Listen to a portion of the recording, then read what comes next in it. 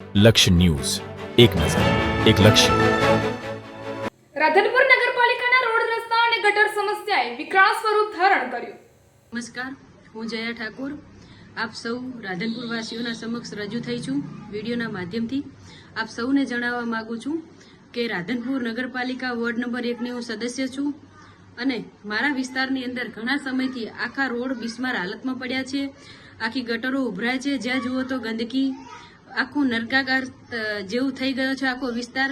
લોકોના ઘરોમાં ગટરના ગંદા પાણી ઘૂસી રહ્યા છે, પીવાનું પાણી ભેળસેળ આવી રહ્યું છે. જે અત્યારે રાધનપુર નગરપાલિકાના સત્તાધીશો છે આંખ આડે કાન કરી રહ્યા છે. મેં એક જનપ્રતિનિધિ તરીકે અને પબ્લિકે મને ખૂબ સારા મતોથી વિજય બનાવી હતી.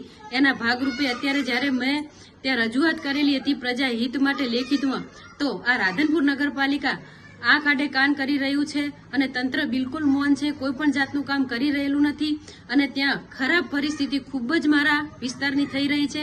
તો રાધનપુર નગરપાલિકા વોર્ડ નંબર 1ના પ્રજાના હિત માટે થઈ અને જનપ્રતિનિધિ તરીકે જો આટલા પ્રશ્નો સોલ્યુશન ન થઈ શકતા હોય તો પછી મારે ના છૂટકે આ પગલું ભરવું રહ્યું છે કે નગરપાલિકાના એક જનપ્રતિનિધિ તરીકે જો મારા વિસ્તારની આગામી 90 દિવસની અંદર આ 90 દિવસની અંદર જો રોડ, રસ્તા, પીવાનું પાણી અને ઉભરાતી ગટરોનું સોલ્યુશન કાયમી ધોરણે કરવામાં નહીં આવે તો 90 દિવસની અંદર જો આ સમસ્યાનું હલ નહીં કરવામાં આવે તો હું પોતે જે નગરપાલિકાના સત્તાધીશો, નગરપાલિકા અને આ તમામથી કંટાળી અને હું જે પ્રાંત અધિકારી છે એમના પ્રાંગણમાં જઈ અને હું પોતે આત્મવિલોપન કરીશ. કારણ કે પ્રજાએ મને ખૂબ ભરોસા અને વિશ્વાસ સાથે વોટ આપ્યો હતો અને એની અંદર હું ખરી ન ઉતરી શકતી હોય તો મને પણ જીવવાનો કોઈ હક નથી.